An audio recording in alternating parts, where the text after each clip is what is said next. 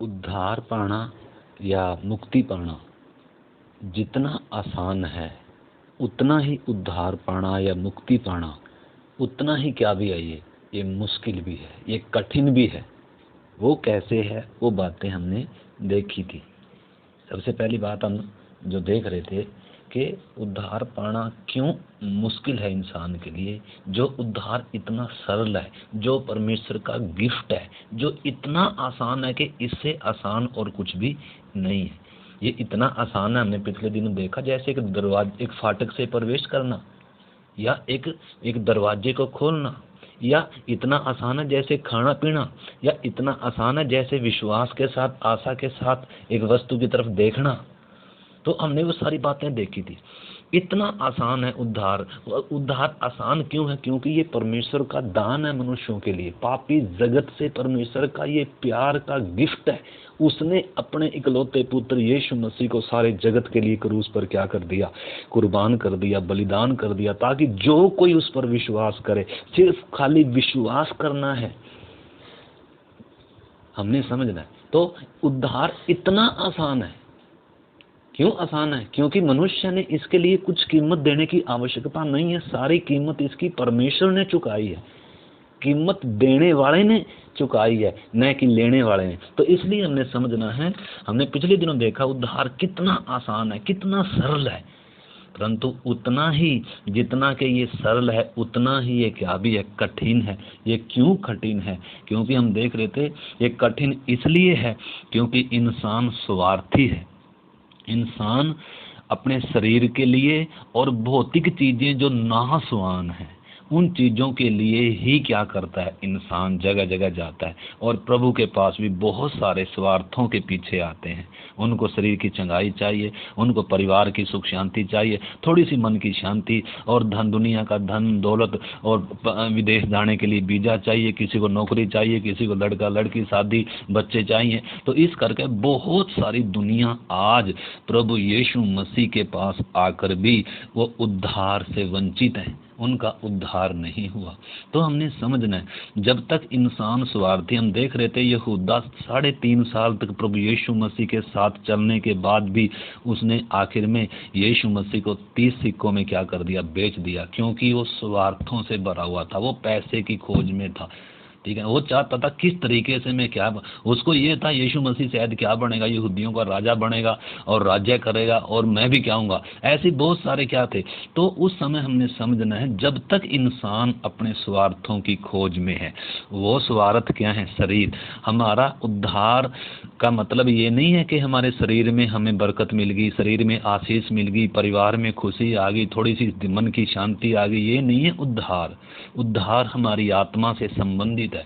उद्धार हमारे अनंत काल, हमारे प्राण आत्मा से संबंधित है। उद्धार परमेश्वर से संबंधित है। उद्धार का मतलब है पापों से छुटकारा हो जाना, पाप की शक्ति से छुटकारा, पापों की क्षमा, परमेश्वर से मेल, और एक नई सृष्टि का अनुभव, एक नए जन्म का अनुभव, नए धर्म का अनुभव नहीं है। उद्धार का मतलब धर्म चेंज होना नहीं है। उद्धार का मतलब एक व्यक्ति का नाम चेंज होना नहीं है। उद्धार का मतलब एक व्यक्ति का कोई गुरु बदलना नहीं है, या किसी ईश्वर का बदलना नहीं है, क्योंकि आज करोड़ों भगवान और करोड़ों क्या भी कहलाए जाते हैं। ईश्वर भी इस पृथ्वी के नीचे बहुत सारे, दुनिया हर किसी को क्या मानती है, लाखों के हिसाब से आज भगवान है। तो इसलिए इसका उद्धार का मतलब ये नहीं है कि एक दूसरे को छोड़कर तीसरे के पास आ गया, वो नहीं है। तो हमने समझना है उद्धार का मतलब क्या है। प्रभु यीशु मसीह में और बाकियों में जमीन और आसमान का अंतर कैसे, हमने पिछले दिनों देखा। प्रभु यीशु मसीह का जन्म ही उसको संपूर्ण मानव जाति से अलग करता है। वो जन्म से ही क्या है, निष्पाप है, क्योंकि वो हमारी तरह स्त्री और पुरुष के द्वारा मिलकर पैदा नहीं हुआ, बल्कि वो पवित्र कुमारी के द्वारा, वो अनादि काल का जो परमेश्वर है, जिसने सारी सृष्टि को बनाया, जिसने इंसान को बनाया, वो मनुष्यों से प्यार करने के कारण वो वचन, जिस वचन के द्वारा सारी सृष्टि का निर्माण हुआ, वो वचन क्या हुआ? देहधारी हुआ। उसने एक देह को धारण किया। एक मरियम जो कुंवारी थी, उसकी कोख को उसने क्या किया? उधार लिया और एक मनुष्य देह को धारण किया। वो किसी का संतान, किसी मनुष्य का बीज से पैदा नहीं हुआ। बाकी सब गिरे हुए पापी इंसान के बीज से पैदा होते हैं। इसीलिए मनुष्यों में से कोई मनुष्य का उद्धार नहीं कर सकता। कोई पापी पापी को बचा नहीं सकता। अंधा अंधे को रास्ता नहीं दिखा सकता। ज्ञान दे सकते हैं, बहुत सारे गुरु हैं, ज्ञान देते हैं, अच्छी शिक्षा देते हैं, परंतु उद्धार नहीं कर सकते। वो गुरु भी अपनी मौत मरेंगे और वो मर रहे हैं और वो चले गए। सबूत क्या है? एक इंसान पापी है, सबसे पहली बात तो वो आत्मिक तौर पर मुर्दा है, उसका परमेश्वर से कोई संबंध नहीं है, और वो क्या है? शरीर की मौत मर रहा है। और तीसरी असली जो मृत्यु है वो क्या है? अनंत काल की दंड है, मृत्यु है। अगर मनुष्य का उद्धार नहीं हुआ, अगर मनुष्य का पाप से छुटकारा नहीं हुआ, तो हमने समझना है आज इंसान स्वार्थों की खोज में है। जहाँ इसको मनोकामना पूरी हो जाएगी, गुरु के पास हो जाएगी तो गुरु के पास चला जाता है, किसी देवी देवता के पास हो जाएगी तो उधर चला जाता है, कोई पंडित जी उसको अच्छा ज्ञान दे देगा तो उसके पास चला जाता है, कर्म कांड करता है, थोड़ी सी मन की शांति और थोड़ा सा, मतलब इंसान इसी दुनिया की नाशवान चीज़ों के पीछे पड़ा हुआ, इसकी आत्मा के उद्धार के लिए नहीं ये प्रयास कर रहा। तो इसलिए आज बहुत सारे लाखों रास्ते हैं, लाखों गुरु हैं शिक्षा देने वाले, लाखों पंडित हैं, लाखों क्या हैं महंत है, जगह जगह इंसान धार्मिक स्थानों पे भटक रहा है, जगह जगह नंगे पांव जा रहा है। लेकिन ये इसका उद्देश्य क्या है? इस शरीर की शांति और खुशी और पारिवारिक खुशी और धरती की भौतिक जो नाशवान चीजें हैं, जो शरीर से जुड़ी हुई चीजें हैं, उनके पीछे है।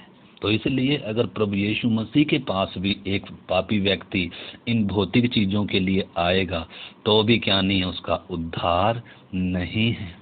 प्रभु यीशु मसीह भौतिक चीज़ें देने के लिए आया नहीं है। हाँ, जरूर उसने अंधों की आंखें खोली, बीमारों को ठीक किया, दुष्ट आत्माओं से ग्रस्त लोगों को ठीक किया और कोढ़ियों को शुद्ध किया, बहुत सारे उसने क्या भी किए, परंतु उसका आने का मुख्य उद्देश्य क्या था? एक पापी को पाप की शक्ति से छुड़ाना, एक पापी को मृत्यु की दशा से छुड़ाना, एक पापी व्यक्ति को स्वर्गीय जीवन देकर और उसको अनंत जीवन का भागीदार बनाना, परमेश्वर की संतान बनाना। तो इसलिए हमने समझना है उद्धार हमारी आत्मा से संबंधित है, हमारे प्राणों से संबंधित है, हमारी शरीर से संबंधित नहीं है। आपको हो सकता है यीशु के पास आकर चंगाई मिल गई होगी, उसका मतलब उद्धार नहीं है। आपको हो सकता है यीशु के पास आकर बच्चा मिल गया होगा, दुनिया की भौतिक आशीष, नौकरी, बहुत कुछ मिल गया होगा, परंतु क्या आपको पापों की क्षमा मिली? क्या आपका परमेश्वर से मेल हो गया? क्या आपकी मरी हुई आत्मा में जीवन आया? क्या आपने नया जन्म पाया? ये है मुख्य विषय। तो इसलिए जब तक एक व्यक्ति, क्यों उद्धार पाना जो इतना आसान है, ये कैसे मुश्किल हो गया इंसान के लिए? क्योंकि इंसान क्या करता है? स्वार्थों की खोज में है। परमेश्वर के वचन में भी लिखा है अंतिम दिनों में कठिन समय आएंगे, क्योंकि मनुष्य स्वार्थी, मनुष्य लोभी, ये परमेश्वर के नहीं बल्कि सुख विलास के चाहने वाले होंगे। आज इंसान जहां भी इसकी मनोकामना पूरी हो जाए, आज उसको ही अपना गुरु मानने के लिए तैयार है, उसको ही अपना भगवान मानने के लिए, उसको ही अपना परमेश्वर मानने के लिए तैयार है। जैसे एक वेश्या फिरती है जगह जगह, क्या करती है, ऐसे ही इंसान क्या करता है? क्या करता है?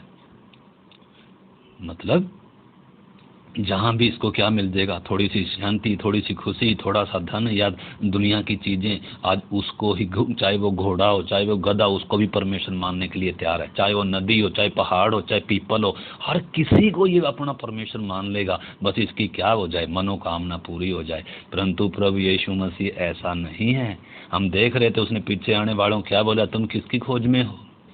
तो हम पिछले दिनों से देख रहे हैं प्रभु यीशु मसीह संसार में क्यों आया, मनुष्य की क्या दशा है, यीशु मसीह को मनुष्यों की, यीशु की जरूरत मनुष्यों को आज क्यों है, क्यों आज यीशु के बिना और कोई उद्धार नहीं कर सकता। तो सबसे पहले तो हमें समझना उद्धार क्या है, मनुष्य की दशा क्या है आज। तो हमने पिछले दिनों ये सारी चीज़ों को क्या किया, क्रम से देखा है। मैं पवित्र शास्त्र पर क्यों विश्वास करता हूँ, जबकि और दुनिया में कितने ग्रंथ हैं? एक कितना बड़ा सवाल है, मैं इस पवित्र शास्त्र पर विश्वास क्यों करूं? फिर दूसरी बात, मैं प्रभु यीशु मसीह पर विश्वास क्यों करूं? जो एक नंगा क्रूस पर लटकाया गया, मैं उस पर क्यों विश्वास करूं? अरे मैं गुरु जी पे क्यों ना विश्वास करूं, जिसके सामने करोड़ों दुनिया क्या होती है माथा टेकती है, और जो ज्ञान की बातें बता रहा है और जो क्या कर रहा है, जिसके पास जाने से सारे संत जी भी बोलने लग जाते हैं, प्रेमी जी भी बोलने लग जाते हैं। यीशु मसीह के पास आने से तो लोग बोलेंगे इसने तो धर्म चेंज कर दिया, इसने तो पैसे ले लिए, इसने तो मैं प्रभु यीशु मसीह पर मैं क्यों विश्वास करूं? बहुत बड़े बड़े सवाल है ये।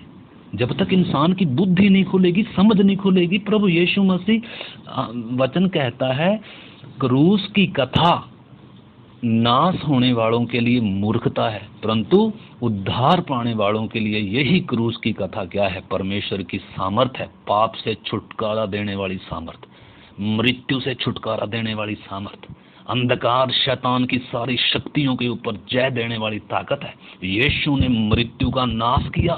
जो मृत्यु मनुष्य के ऊपर शासन करती है, जो मृत्यु, हर एक इंसान मृत्यु से डरता है, कांपता है, परंतु प्रभु यीशु मसीह ने उस मृत्यु का नाश किया। तीसरे दिन मुर्दों में से क्या हो गया? जी उठा। उसने कहा था, मैं तीसरे दिन मुर्दों में से क्या हो गया? मैं पापियों का उद्धार करने आया, पापियों के लिए अपनी जान देने के लिए आया हूं, और मैं तीसरे दिन मुर्दों में से जी उठूंगा।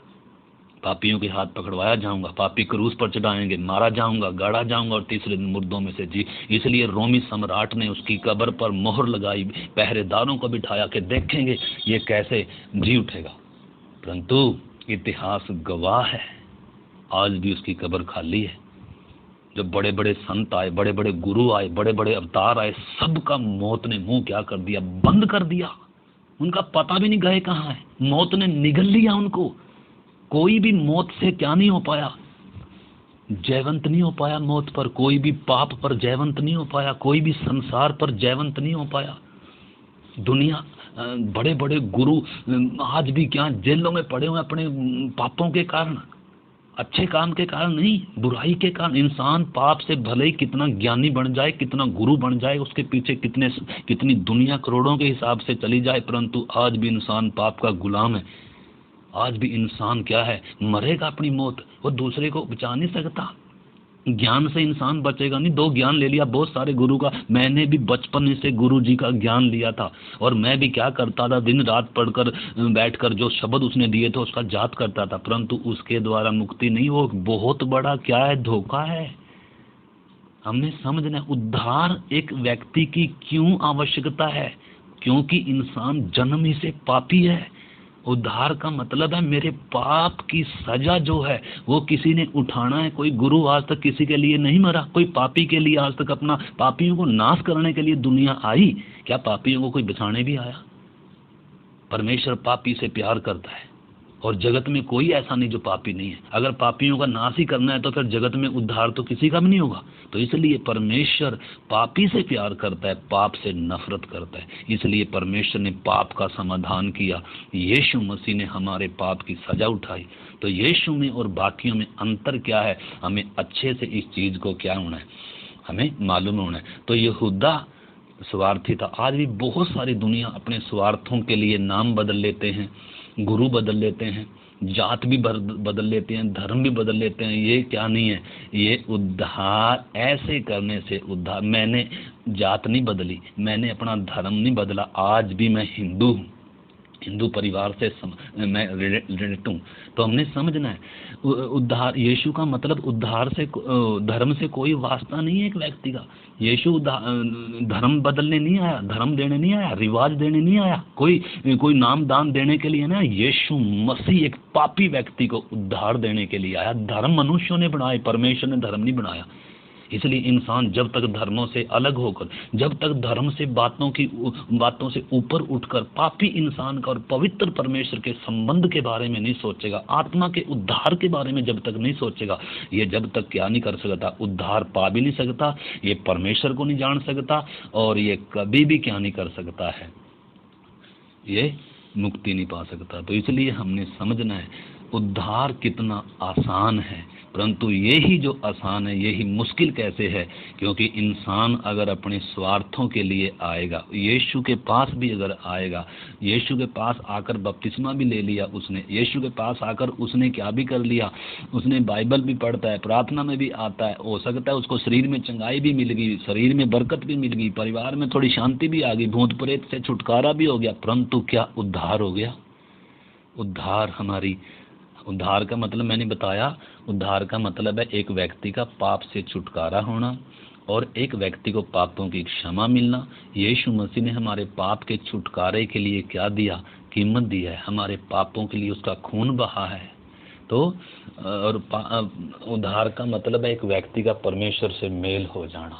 और चौथी बात, उद्धार का मतलब है एक व्यक्ति का नया जन्म होना, एक व्यक्ति को नई सृष्टि बनना। तो ये है उद्धार का मतलब। तो इसलिए उद्धार पाना क्यों इतना मुश्किल है, वो चीज़ हम देख रहे थे। इंसान स्वार्थी है, स्वार्थों को लेकर प्रभु के पास आता है, इसीलिए उद्धार के अनुभव से क्या रहता है? वंचित रहता है। और दूसरी बात हम देख रहे थे कि उद्धार पाना क्यों मुश्किल है, क्योंकि इंसान क्या है? इंसान क्या है? झुकना नहीं चाहता। क्या है? इंसान अपने पापी होने की दशा को मानने के लिए क्या नहीं है? स्वीकार नहीं है। कोई मानने के लिए स्वीकार नहीं है कि मैं पापी हूँ, मैं गुनहगार हूँ, मैं परमेश्वर से अलग हूँ, मेरे ऊपर दंड की आज्ञा है। जब तक इसकी बुद्धि नहीं खुलेगी, तो बुद्धि तभी खुलेगी जब तक इंसान क्या मानने के लिए स्वीकार नहीं है, मैं एक पापी इंसान हूँ, मैं एक पाप का गुलाम हूँ, मैं जन्म से परमेश्वर से अलग हूँ, मैं पाप में उत्पन्न हुआ हूँ। इसलिए इंसान अपने आप को नम्र करने के लिए क्या नहीं है? तैयार नहीं है। पापों को स्वीकार करने के लिए स्वीकार नहीं। इसलिए उद्धार पाना क्या है? कठिन है। इसीलिए भी क्या है? उद्धार पाना कठिन है। और तीसरी बात हम देख रहे थे, इंसान क्या है? हमने उस फरीसी का और एक पापी व्यक्ति का उदाहरण देखा था। फरीसी व्यक्ति जो धार्मिक व्यक्ति था, जो अच्छे कर्म करता था, जो व्यवस्थाओं को पढ़ता था, जो पुस्तकों को पढ़ता था, वो जो घमंडी जो क्या करता है, जो अपने आप को क्या समझता है कि मेरे से अच्छा तो और कोई है ही नहीं। आज बहुत सारे पंडित, साधु, समाज के लोग, या बहुत सारे जो जिनको ऊंची जाति का घमंड है, जिनको धर्म का घमंड है, जिनको पैसे का घमंड है, वो क्या नहीं करते हैं? वो नम्र होने के लिए क्या नहीं है? वो भी झुकने के लिए क्या नहीं है? तो इसलिए उद्धार उनके लिए भी क्या है? बहुत कठिन है। उनका भी उद्धार हो ही नहीं सकता जो धर्मों में फंसे हुए हैं, जो धर्मों के घमंड में हैं, जो इज्जत बरादरी के घमंड में हैं, जो ऊंचे आदर, जिनको अगर एक इंसान अपने घमंड को नहीं छोड़ेगा, परमेश्वर के सामने अपने पापी होने की दशा को स्वीकारेगा नहीं, तब तक क्या नहीं है? तब तक मुक्ति नहीं है, तब तक परमेश्वर से इंसान का मेल नहीं है।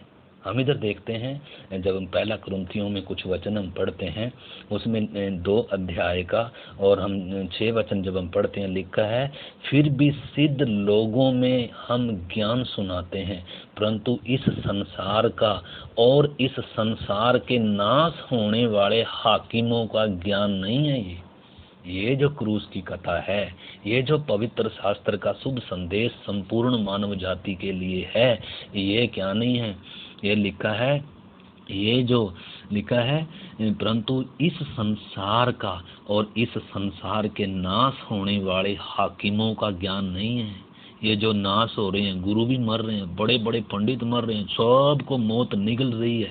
ये दुनिया के द्वारा, ये मनुष्य ने अपने ज्ञान से हासिल की हुई बातें नहीं। आज इंसान ने अपनी बुद्धि से ज्ञान हासिल कर लिया, आज इंसान क्या है? चांद पर भी पहुंच गया। आज इंसान ने बहुत कुछ तरक्की कर ली, इसलिए आज इंसान ने जानवर को भी परमेश्वर बना दिया, नदी को भी परमेश्वर बना दिया।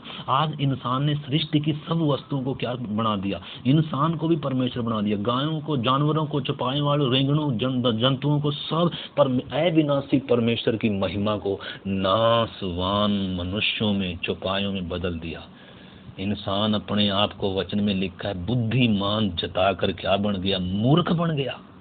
उस अविनाशी परमेश्वर की महिमा को बदल दिया। सृष्टि में सृष्टिकर्ता को ढूंढ रहा है, अपने कर्मों से उद्धार पाने का प्रयास कर रहा है, अपनी भक्ति से, अपने अच्छे कर्मों से। अरे इंसान पापी है, इंसान जन्म से क्या है, इसलिए इसके सारे धर्म के काम जो करता है, अच्छे काम करता है, ये सब ज्ञान मैले चिथड़ों के समान है। इनके द्वारा ठीक है थोड़ी शांति मिल जाएगी, परंतु उद्धार नहीं मिलेगा, पापों की क्षमा नहीं मिलेगी, परमेश्वर से मेल नहीं होगा, मौत से नहीं छूट सकता, पाप की ताकत से नहीं छूट सकता।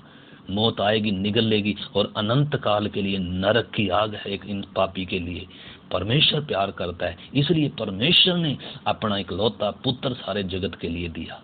तो उद्धार पाना इतना आसान कैसे ये मुश्किल हो गया? क्योंकि इंसान अपना घमंड छोड़ने के लिए, जाति का घमंड, पैसे का घमंड, धर्म का घमंड, उस फरीसी की तरह एक इंसान घमंड करता है परमेश्वर के चरणों में आकर भी, मैं तो क्या करता हूँ, मैं तो इस पापी के समान नहीं हूँ, मैं तो इस व्यक्ति के समान नहीं हूँ, मैं तो धर्म कर्म के काम करता हूँ, पुण्य दान दक्षिणा करता हूँ, मेरे पास तो इतना ज्ञान है। आज इंसान अपने ज्ञान से भरा हुआ है। ये ज्ञान परमेश्वर के सामने, उस पवित्र परमेश्वर के ज्ञान के सामने कूड़ा है इंसान का ज्ञान। ये ज्ञान उद्धार नहीं देगा, ये ज्ञान इंसान को घमंडी बनाएगा। ज्ञान कभी भी क्या नहीं देगा, उद्धार नहीं देगा। ज्ञान इंसान को घमंडी बनाएगा, जात का घमंड, धर्म का घमंड, अच्छा होने का घमंड। इसलिए जब तक इंसान अपने घमंड को नहीं छोड़ देगा, अपने इस ज्ञान को जब तक कूड़े की तरह नहीं फेंकेगा, तब तक इसको क्या नहीं मिलेगा, उद्धार नहीं मिलेगा। इधर लिखा है, परंतु इस संसार का और इस संसार के नाश होने वाले हाकिमों का ज्ञान नहीं है, परंतु हम परमेश्वर का वह गुप्त ज्ञान, ये गुप्त ज्ञान है परमेश्वर का, ये हर किसी को समझ में नहीं आता, ये भेद की रीति पर है, भेद के तौर पर है। ये लिखा है, परंतु हम परमेश्वर का वह गुप्त ज्ञान भेद की रीति पर बताते हैं, जिसे परमेश्वर ने सनातन से हमारी महिमा के लिए ठहराया, जिसे इस संसार के हाकिमों ने, इस संसार के महापंडितों ने, इस संसार के बड़े महापुरोहितों ने, इस संसार के बड़े बड़े बुद्धिजीवियों ने लिखा है, इस संसार के हाकिमों ने किसी ने भी नहीं जाना, क्योंकि यदि वे जानते तो उस तेजों में प्रभु को, उस महिमा में प्रभु को कभी भी क्रूस पर नहीं चढ़ाते। आपने समझना है, अगर इंसान परमेश्वर को पहचानता, अगर इंसान क्या करता, जानता परमेश्वर के बारे में, तो कभी भी क्या नहीं करता, उस महान उद्धारकर्ता को जो परमेश्वर ने सारे जगत के लिए कभी भी क्रूस पर। आपको मालूम है दुनिया में सबसे बड़ा जो गुनाह हुआ वो कौन सा हुआ? दुनिया में सबसे बड़ा मनुष्यों की तरफ से जो पाप हुआ वो क्या हुआ? अभी ये कोरोना फैला हुआ ना, ये भी नहीं है उसके मुकाबले। जो एक भले ही किसी मनुष्य ने भले ही फैलाया हो, परंतु तो भी ये नहीं है इतना बड़ा गुनाह जिसमें लाखों करोड़ों लोग मर गए। तो भी आपको मालूम है सबसे बड़ा गुनाह क्या है? सबसे पहले तो गुनाह ये था कि मनुष्य जो परमेश्वर के स्वरूप और समानता में परमेश्वर ने बनाया था, उस मनुष्य ने परमेश्वर के विरोध में पाप किया, अपनी मर्जी से जीना चुना और परमेश्वर को छोड़कर पापी बनकर अलग हो गया और संपूर्ण मानव जाति पर क्या ले आया? दंड ले आया। हमारे सारी मानव जाति का जो पुरखा था, इंसान आदम जिसको हम बोलते, हम सब आदम की संतान है, आदम वंशी जितने भी हैं। तो परमेश्वर ने इंसान को नर और नारी कर कर सृष्टि करी, और ये इंसान गिरी हुई दशा में नहीं था, पापी नहीं था। परमेश्वर ने इसको बड़े ऊंचे उद्देश्य से बनाया था। ये पापी नहीं था और ये मरना भी नहीं था। मौत कब आई? जब पाप आया। तो उस इंसान ने क्या किया? पाप किया। तो वो दुनिया में सबसे बड़ा पाप था, गुनाह था, जिसके कारण परमेश्वर का न्याय मनुष्य पर आया, पाप आया, पाप का दंड आया, मौत आई और सारी सृष्टि बिगड़ गई, मनुष्य जाति बिगड़ गई। तो वो सबसे बड़ा क्या था? गुनाह था। और उसके अलावा दूसरा सबसे बड़ा गुनाह ये था कि जब वो परमेश्वर इंसान बनकर पापी को बचाने के लिए आया, हम समस्त मानव जाति ने मिलकर, यहूदियों ने ही नहीं, रोमियों ने ही नहीं, हम समस्त मानव जाति के पापों का दंड उस पर आया। हम समस्त मानव जातियों ने, आदम वंशियों ने उस पवित्र यीशु को, उस निर्दोष यीशु को, उस निष्कलंक यीशु को, जो धर्मी था, जिसमें कोई गुनाह नहीं था, जो हमारी तरह तो पैदा हुआ ही नहीं था, जो इंसान की संतान तो था ही नहीं,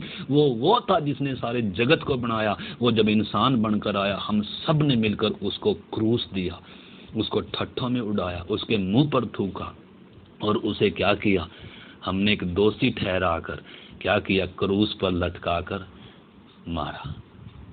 परंतु अगर वो हमारी तरह का ही होता तो मरकर उसकी कहानी खत्म हो गई होती, परंतु वो हमारी तरह नहीं था, निर्दोष और पवित्र और धर्मी था। सबूत क्या है, तीसरे दिन मरे हुए में से क्या हो गया, जी उठा और सबके देखते देखते स्वर्ग में गया।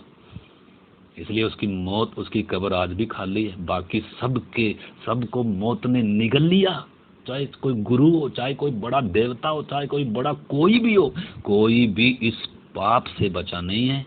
पाप के गुनाह में हर कोई, और सब पापी हैं। ये सबूत क्या है, वो मर रहे हैं और वो पापी हैं। ये सबूत क्या है, आज तक कोई भी मुर्दों में से जी नहीं उठा, परंतु प्रभु यीशु मसीह ही एकमात्र ऐसा उद्धार करता था जो जन्म ही से निष्पाप था, निष्कलंक था। इसलिए संपूर्ण मानव जाति के लिए क्रूस पर वो मरा, और मरा ही नहीं, वो कहानी खत्म ही नहीं होगी उसकी, वो मुर्दों में से जी उठा।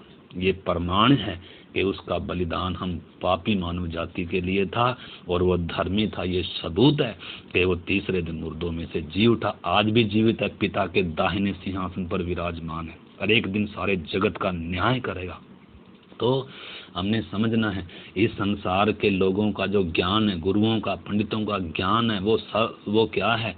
पहले एक समय इंसान कहता था ये पृथ्वी तो बैल के सिर पर है, कभी कहता ये तो नाग के फणे पर है। तो पहले अज्ञानता में ऐसे ऐसे इंसान ने क्या बना लिए थे, ज्ञान बना लिए थे। आज सारे क्या ठहरा दिए, विज्ञान ने झूठे ठहरा दिए, क्योंकि पृथ्वी गोल। परंतु पवित्र शास्त्र बाइबल में पहले ही से, ये हजारों साल पहले से लिख कर दे दिया, पृथ्वी गोल है, बीच आकाश में लटका कर परमेश्वर ने रखा है हर चीज को। आज जो इंसान जो बातें पता लगा रहा है ना, वो पहले से ही पवित्र शास्त्र में परमेश्वर ने लिख कर दिया। पवित्र शास्त्र एक भविष्यवाणी की किताब भी है, ये ऐतिहासिक भी है। जो कुछ इसमें लिखा है वो ही पूरा हो रहा है।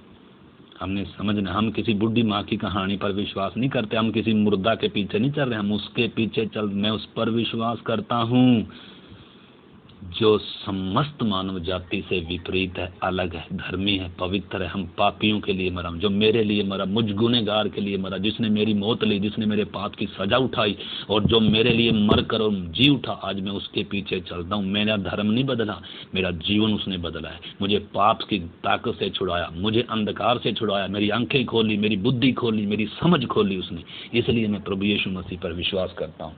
तो इधर लिखा है, इस संसार के ज्ञानियों ने, हाकिमों ने अगर जाना होता तो कभी भी उसे क्रूस पर नहीं चढ़ाते।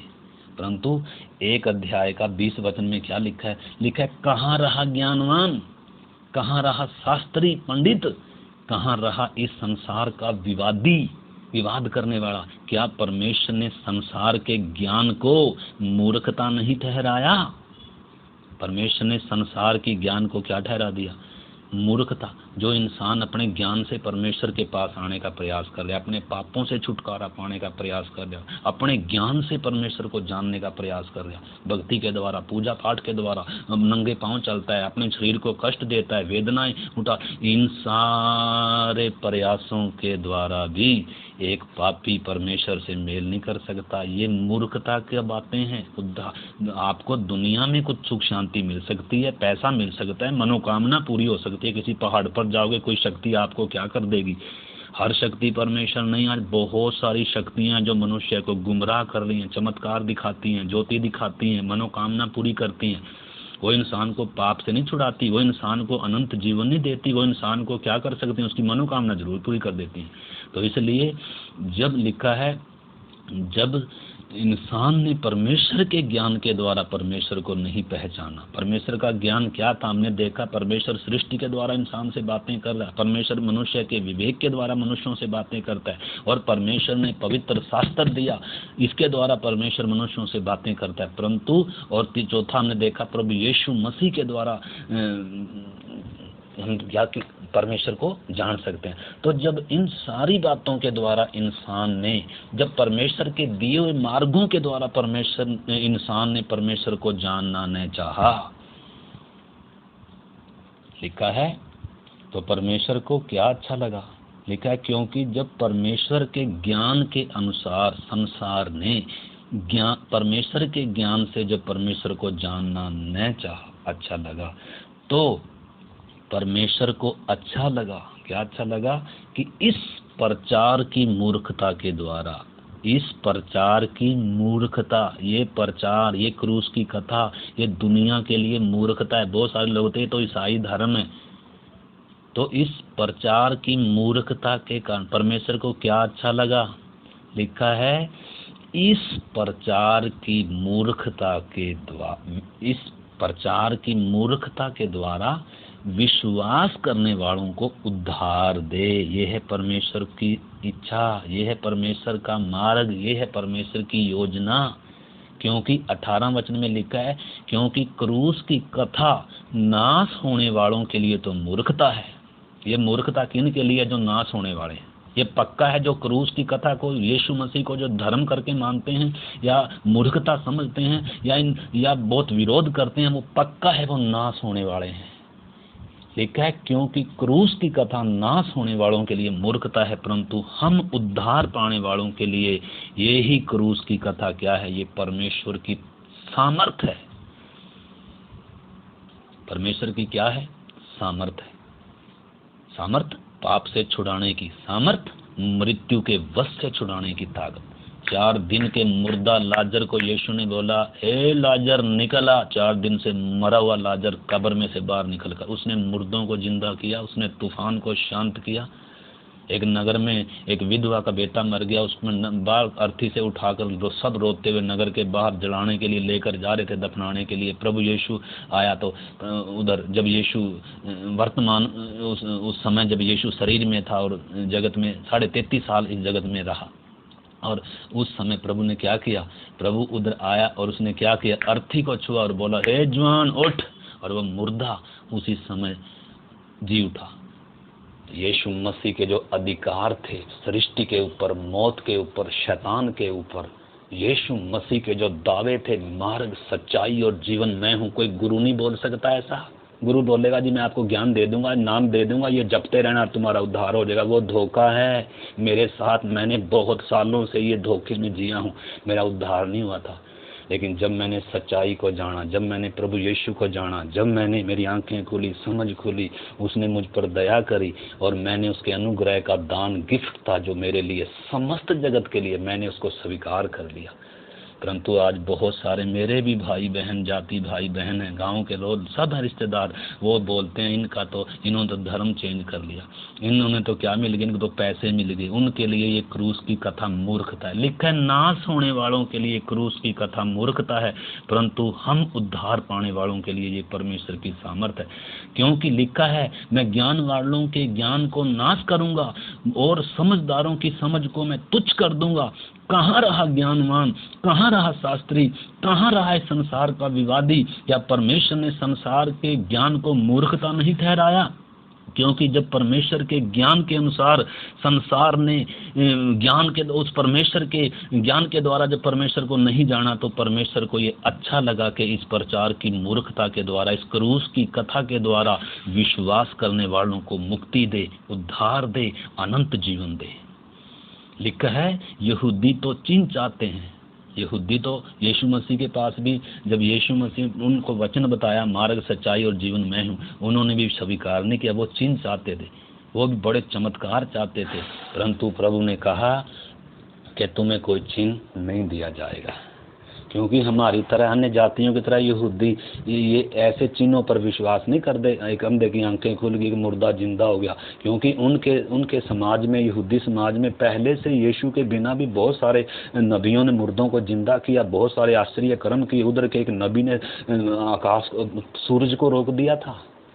अब बाइबल में पढ़कर देखो, सृष्टि के इतिहास की घटनाएं देखो। यहूदी समाज में एक एक ऐसा नबी हुआ जिसने इतिहास को क्या बदल दिया पकड़कर। तो इसीलिए वो यीशु पर विश्वास करने के लिए तैयार नहीं थे। जब भले ही यीशु ने मुर्दों को जिंदा किया, वो कह रहे कुछ हमें बड़ा चमत्कार दिखा तभी हम मानेंगे। उन्होंने क्रूस पर जब चढ़ाया गया, कह रहे क्रूस से उतर कर दिखा तब हम मानेंगे तू परमेश्वर का पुत्र है और तू उद्धार करता है और तू ही मसीह है। परंतु वही बात है कि संसार अपने तरीके से परमेश्वर को, उद्धारकर्ता को जानने का क्या करता है, प्रयास करता है। इसलिए लिखा है, जो हम बात देख रहे हैं कि इंसान अपने ज्ञान के द्वारा इंसान परमेश्वर को पाने का, उद्धार पाने का, मुक्ति पाने का प्रयास कर रहा है। परंतु इधर क्या कह रहा है, लिखा है यहूदी तो चिन्ह चाहते हैं और यूनानी या अन्य जाति लोग, हम सब जो दूसरे जातियों के, अन्य जाति धर्मों के लोग हैं, ये सब क्या है, ज्ञान की खोज में हैं। परंतु हम तो उस क्रूस पर चढ़ाए हुए मसीह का प्रचार करते हैं, जो यहूदियों के लिए तो ठोकर का कारण है और अन्य जातियों के लिए जो मूर्खता है। परंतु जो बुलाए हुए हैं, चाहे वो यहूदी हों चाहे वो यूनानी हों, उनके लिए मसीह परमेश्वर की सामर्थ है, मसीह परमेश्वर का ज्ञान है। क्योंकि परमेश्वर की मूर्खता मनुष्यों के ज्ञान से ज्ञानवान है और परमेश्वर की निर्बलता मनुष्यों के बल से बहुत क्या है, बलवान है। परमेश्वर की निर्बलता, भले ही मनुष्य ने सोचा हमने इसको क्रूस पर चढ़ा दिया और इसको ठोंक दिया, कब्र में बंद कर दिया। अरे अगर वो भी इंसान होता, पापियों की तरह वो भी जन्म हमारी तरह जन्म लिया होता, तो फिर तो किस्सा ही खत्म हो गया होता, फिर तो वो भी क्या होता। परंतु वो क्रूस पर बलिदान होकर उसका किस्सा खत्म नहीं हुआ। अगर वो जी ना उठे तो फिर तो वो क्या नहीं है, उद्धार करता हो ही नहीं सकता। परंतु वो मरा ही नहीं है, क्रूस पर अपना प्राण ही हम पापियों के लिए दिया नहीं है, और तीसरे दिन मुर्दों में से जी उठा और आज भी जीवित है और फिर से आने वाला है।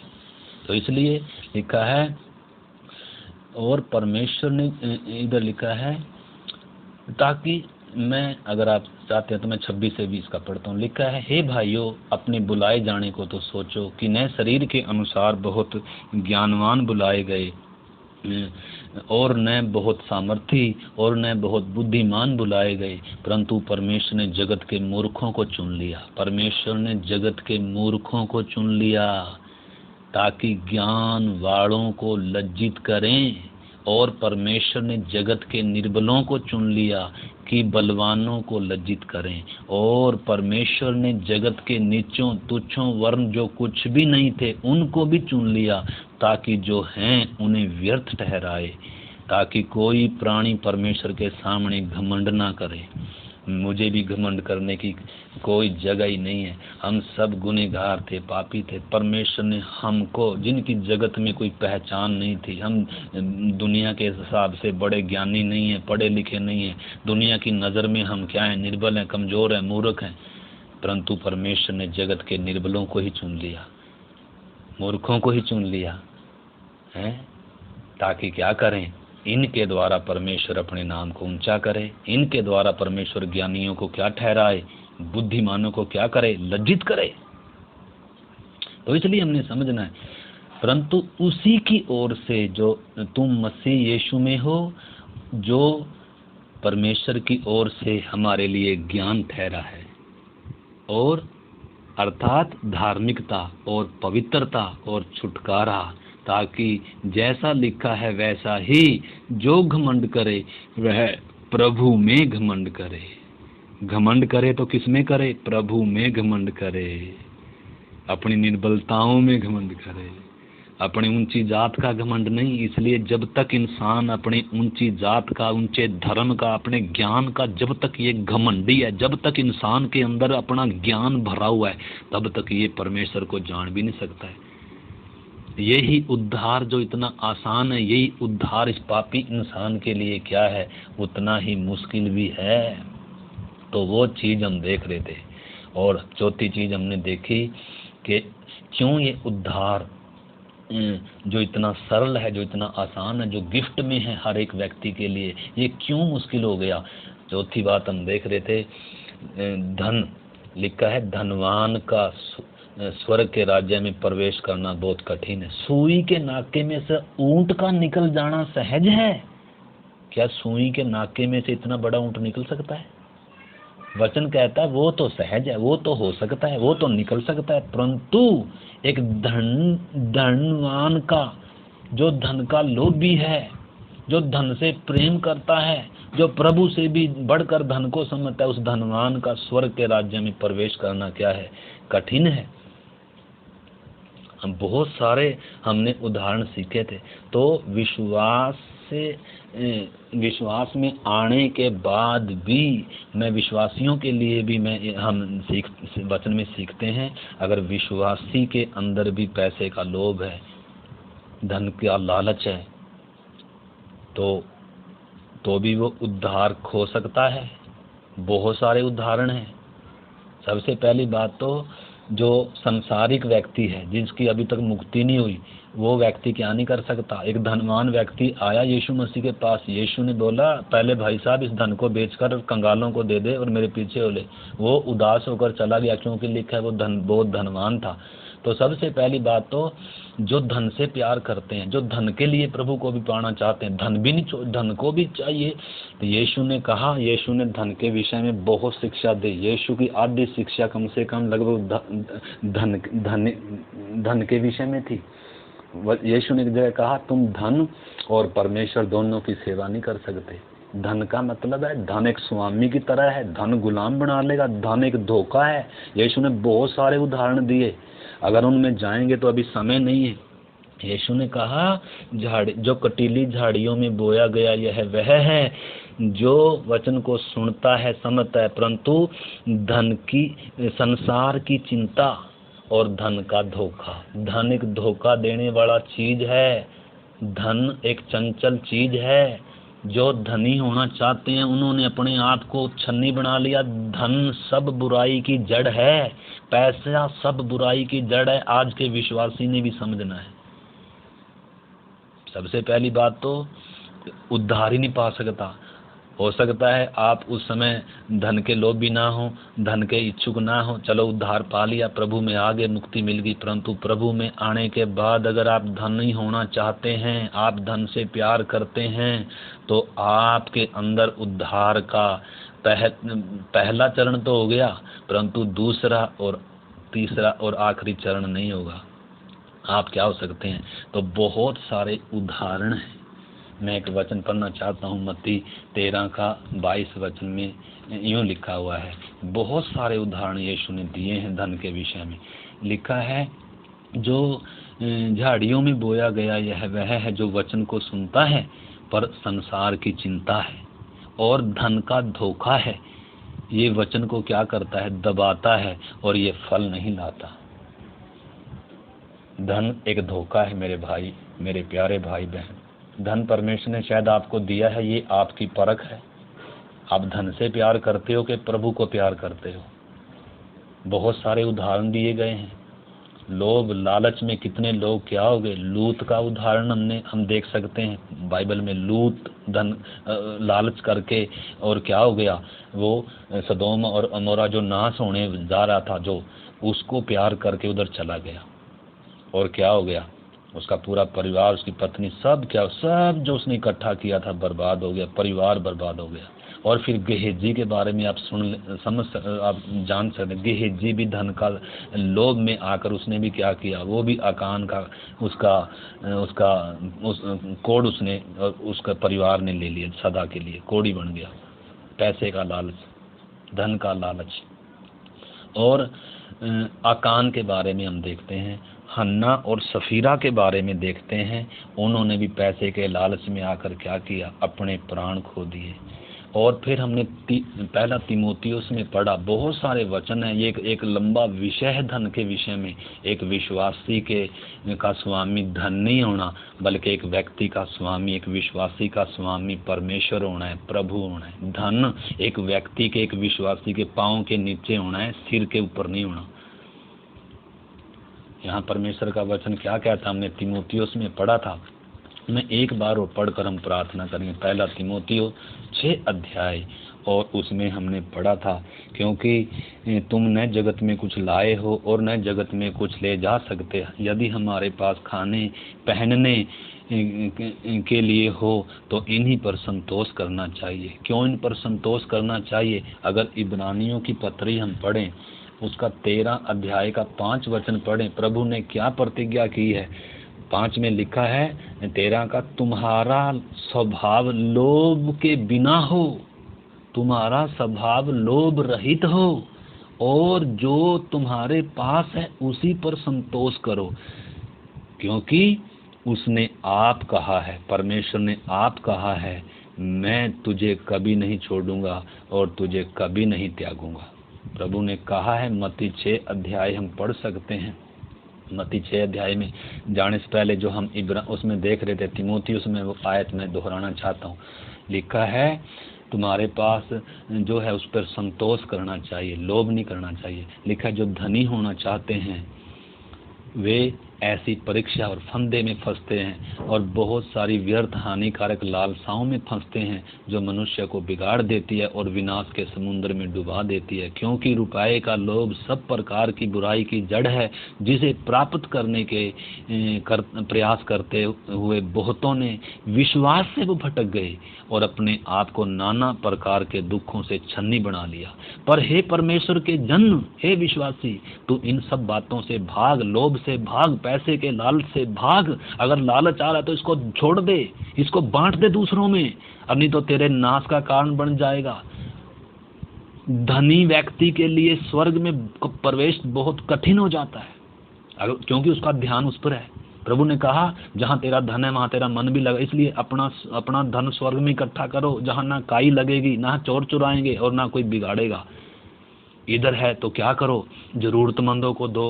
अब कितने लॉकडाउन में कितने भूखे गरीब हैं, अरे उनको बांटो जाकर। कितने भूखे हैं उनकी मदद करो, उनकी क्या करो, कितनों के पास खाना नहीं। गरीब लोग हमारे कितने जगह यूपी, हर रोज इसमें समाचारों में आता है खाना नहीं था, परिवार के समेत आत्महत्या कर ली कई जगह बेचारों ने, उनके पास खाने के लिए नहीं है। अगर हमारे पास कुछ है तो हम दूसरों की मदद करें, हम अपने लिए ना उसको जोड़ कर रखें, अपने लिए ना रखें। इन अंतिम समय में अगर हम धन बटोरेंगे तो परमेश्वर का वचन हमें चेतावनी देता है। प्रभु क्या कहता है? कहता है हे परमेश्वर के जन, इन बातों से भाग और धार्मिकता का और भक्ति का और विश्वास का और प्रेम का और धीरज का और नम्रता का पीछा कर, और विश्वास की एक अच्छी कुश्ती लड़, और उस अनंत जीवन को धर ले जिसके लिए तू बुलाया गया था। और इसका 17 वचन क्या कहता है? परमेश्वर का जन क्या कहता है? कहता है इस संसार के धनवानों को आज्ञा दे। परमेश्वर का दास पौलुस तीमुथियुस को इधर लिखते समय क्या कह रहा है? कह रहा है इस संसार के धनवानों को आज्ञा दे कि वे अभिमानी ना हो। धन इंसान को अभिमानी बना देता है, वो उसका निर्भरता धन पे हो जाती है, परमेश्वर पर नहीं उसकी निर्भरता होती। अगर एक धनी व्यक्ति के पास खूब धन है तो उसको तो परमेश्वर की जरूरत ही नहीं है, वो तो कभी परमेश्वर की तरफ मदद के लिए पुकारेगा नहीं, धनी है ना। परंतु एक निर्धन है, वो क्या करेगा? हर समय प्रभु पर निर्भर रहेगा, हर समय प्रभु की तरफ ताकेगा। तो एक धनी व्यक्ति अपने धन पर निर्भर है, और एक निर्धन व्यक्ति का भरोसा कौन होता है? हर दिन के ताजा भोजन पर वो परमेश्वर पर आश्रित होता है। इसलिए प्रभु ने कहा जंगली शोषणों को देखो, वो न तो काटते हैं और न वो क्या करते हैं, परिश्रम करते हैं, तो भी सुलेमान राजा भी उनकी तरह वस्त्र पहने हुए नहीं था। प्रभु ने कहा तुम जंगली शोषणों से बढ़कर हो, तुम्हारा एक स्वर्गीय पिता है, तुम अन्य जातियों के समान नहीं करना, बल्कि वो हम उसमें देखेंगे। तो इधर लिखा है धनवानों को आज्ञा दे कि वे अभिमानी न हों और चंचल धन पर आशा न रखें, परंतु परमेश्वर पर आशा रखें, जो हमारे सुख के लिए बहुत आयत से क्या कर सकता है? दे सकता है। वे भलाई करें और भले कामों में धनी बने।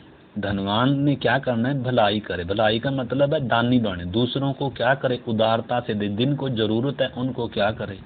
ये लॉकडाउन में बहुत सारे विश्वासियों को और धनवानों को परमेश्वर, अन्य जाति जब क्या कर रहे हैं, अन्य जाति लोग गरीबों को बांट रहे हैं, परंतु बहुत सारे विश्वासी हैं वो अपने धन को कुंडली बनाकर कुंडली मारकर उनके ऊपर बैठे हुए, किसी अपने गरीब भाई को भी वो देने के लिए क्या नहीं है तैयार। क्या आप विश्वासी हैं? क्या आप स्वर्ग में जाएंगे? पहली सदी की कलीसिया को हम देख सकते हैं।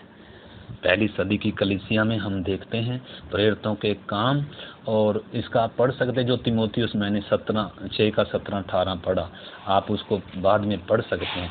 इधर प्रेरितों के काम 4 अध्याय का और उसका हम 32 आयत देखते हैं। उसमें लिखा है विश्वास करने वालों की मंडली एक चित्त थी, एक मन के थे, यहाँ तक कि कोई भी अपनी संपत्ति को अपनी नहीं कहता था, परंतु सब कुछ साझे का था।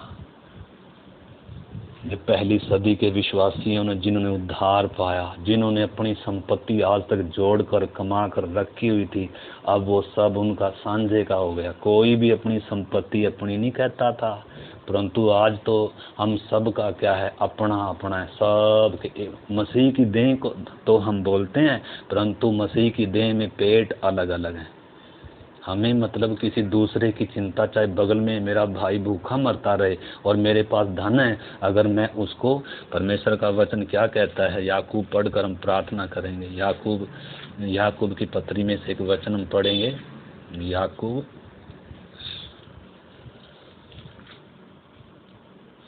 2 अध्याय और 14 वचन से हम पढ़ेंगे। हे मेरे भाइयों, यदि कोई कहे कि मुझे विश्वास है पर वह कर्म ना करता हो, तो उससे क्या लाभ? क्या ऐसा विश्वास कभी उसका उद्धार कर सकता है? यदि कोई भाई या बहन नंगे उघाड़े हो और उन्हें प्रतिदिन भोजन की घटी हो, जरूरत हो, और तुम में से कोई उनसे कहे कुशल से जाओ, गर्म रहो, तृप्त रहो, पर उसे जो वस्तुएं उसकी देह के लिए आवश्यक हैं वह उन्हें ना दे, तो क्या लाभ है? वैसे ही विश्वास भी यदि कर्म सहित न हो तो अपने स्वभाव में वो मुर्दा है।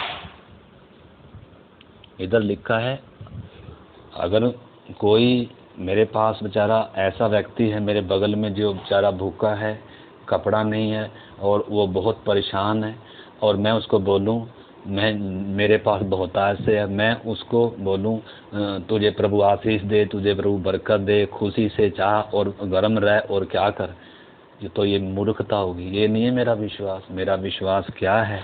जो उस व्यक्ति को, बेचारे को जिस चीज़ की ज़रूरत है, आशीर्वाद की ज़रूरत नहीं है, अगर मेरे पास खाने को लिए है एक टाइम से ज़्यादा, तो मेरा कर्तव्य बनता है मैं भी उसको, बेचारे को क्या करूं, मैं कुछ खाने के लिए दूं, मैं उसको पहनने के, वो है वो तो हमारा विश्वास हमारे कामों में दिखना है।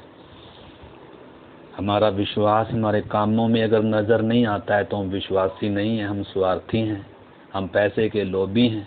तो इसलिए मेरे प्यारे भाई बहनों, हमने समझना है, बहुत सारे उदाहरण हैं पैसा के कारण क्या हो गए, नाश हो गए। धनी व्यक्ति के बारे में आप पढ़ सकते हैं कि धनी व्यक्ति था, बहुत सुख विलास से रहता था, लूका 16 अध्याय में पढ़ सकते हैं। धनी व्यक्ति एक दिन मरा और नरक में तड़पने की जगह में जाकर उसने अपनी आंखें उठाई। उसकी ड्योढ़ी पर एक गरीब व्यक्ति रहता था, वो उसके झूठन झाटन से ही अपना पेट भरता था, परंतु उसने अपने धन में से कभी उस लाजर को क्या नहीं किया था, कुछ भी। वो स्वयं केंद्रित व्यक्ति था। आप लूका 16 अध्याय में पढ़ सकते हैं। थोड़ा सा रिकॉर्डिंग लंबी होगी तो भी मैं 2 वचन आपको देता हूँ, या हो सके तो मैं इसको फिर थोड़ा सा इसमें रिकॉर्डिंग करूँगा बाद में। तो लूका 16 अध्याय में हम पढ़ सकते हैं एक धनी व्यक्ति का अंत क्या होता है। एक धनी व्यक्ति जो बहुत सुख विलास से रहता था, जो बहुत क्या करता था, जो इधर उसमें उसके बारे में लिखा है लूका 16 अध्याय में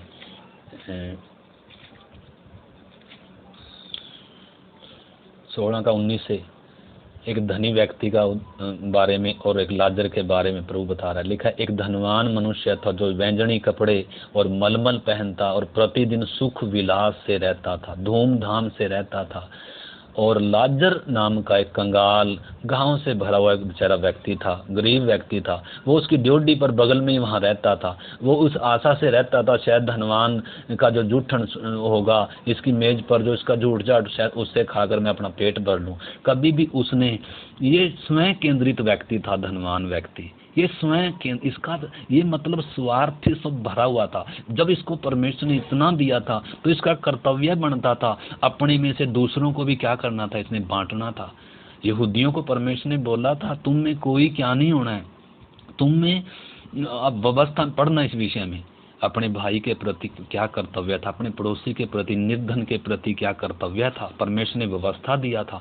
परंतु यहाँ तो और भी क्या, प्रभु ने क्या कहा। अब पहली सदी की कलीसिया में देख सकते हैं, जो कलीसिया का नमूना था, सब कुछ क्या था, सांझे का था। कोई भी अपनी संपत्ति अपनी नहीं कहता था। इधर हमने समझना है एक धनवान व्यक्ति का अंत क्या हुआ, जो स्वयं केंद्रित व्यक्ति था। दूसरे गरीब को इसको क्या नहीं थी, कोई चिंता नहीं थी। परंतु एक दिन दोनों मरे और धनवान ने क्या किया, लिखा है, और अधलोक में लिखा है 22 में, ऐसा हुआ कि वह कंगाल भी मर गया और स्वर्ग दूतों ने उसे ले जाकर अब्राहम की गोद में पहुंचाया। और वह धनवान भी मरा और गाड़ा गया, और अधलोक में उसने पीड़ा में पड़े हुए अपनी आंखें उठाई और दूर से अब्राहम की गोद में लाजर को देखा। तब उसने कहा पुकार कर, हे पिता अब्राहम, मुझ पर दया करके लाजर को भेज, ताकि वह अपनी उंगली से के सिरे से पानी में भिगोकर मेरी जीभ को ठंडा करे, क्योंकि मैं इस ज्वाला में तड़प रहा हूँ। इसने बहुत सुख विलास से जिया था। अब इसका दिन कैसे आ गए। तो जो अभी सुख विलास से जी रहे हैं, जब दुनिया इतनी मुसीबत में पड़ी हुई है, हमारा भी कर्तव्य बनता है दूसरों की मदद करें, भूखों की मदद करें। वो है असली विश्वास हमारे कामों में दिखे। तो इसलिए प्रार्थनाओं के साथ हम इन वचनों को पढ़ें। मत्ती 6 अध्याय को पढ़ें। प्रभु ने क्या कहा, तुम अन्य जातियों की तरह क्या नहीं करना, क्या खाएंगे क्या पिएंगे, इन चीज़ों की खोज में नहीं रहना। तुम्हारा पिता ताज़ा भोजन तुम्हारे लिए करेगा, इसलिए तुम धार्मिकता की और उसके राज्य की खोज करो। और क्या करो, अन्य जातियों के समान नहीं। अगर मैं विश्वासी होकर मैं भी अन्य जातियों की सोच रखता हूँ, तो फिर मेरे उद्धार पे एक सवाल उठ जाता है। तो इसलिए इन वचनों को मत्ती 6 अध्याय पढ़ें, पहला तिमोथी 6 अध्याय पढ़ें। उसमें हमें बहुत सारी चेतावनी, यीशु ने बहुत सारी चेतावनियाँ दी हैं। एक लिखा है, तुम धन और परमेश्वर दोनों की सेवा नहीं कर सकते। अपना धन बेचकर कंगालों को दान कर दो, यीशु ने कहा, तुझे स्वर्ग में धन मिलेगा। और अगर धन रहेगा तो तुम कभी भी परमेश्वर पर निर्भर नहीं होगे। हमारा निर्भरता हमारे धन पे होगी। इसलिए धन होना कोई गुनाह नहीं है, परंतु अगर धन पर मेरा भरोसा है, अगर धन मेरे लिए बहुत बड़ा है, प्रभु से भी बड़ा, परमेश्वर के लोगों से भी बड़ा, तो ये धन हमारे लिए फंदा बन जाएगा। धन का धोखा, यीशु ने कहा धन का धोखा, संसार की चिंता और धन का धोखा वचन को दबाता है और फलने नहीं देता। इसलिए प्रार्थनाओं के साथ इन वचनों को पढ़ें और चंचल धन पर मन ना लगाएं, प्रभु पर मन लगाएं, देश दुनिया पर मन लगाएं। जब दुनिया इतनी मर रही, परेशान है, अगर हमसे कुछ हो सकता है तो दूसरों की मदद करें। आइए हम प्रार्थना करें। प्यारे प्रभु, धन्यवाद इस वचन के लिए। हम प्रत्येक सुनने वालों के जीवन में तेरा वचन और तेरी आत्मा खान करे। प्रभु, हम अपना स्वयं केंद्रित जीवन से बाहर निकल कर प्रभु हम दूसरों के हितों के लिए जी, जैसे तू दूसरों के लिए जिया और दूसरों के लिए मरा, उसी प्रकार हमें भी प्रभु, तूने कहा तुम जगत की ज्योति हो, तुम पृथ्वी के नमक हो। प्रभु, हमें भी तेरा स्वभाव दुनिया में प्रकट करने के लिए हमारी मदद कर। प्रभु, आपके हाथ में सौंपते हैं। प्रभु, यीशु मसीह के पवित्र नाम से प्रार्थना को मांगते हैं, आमीन।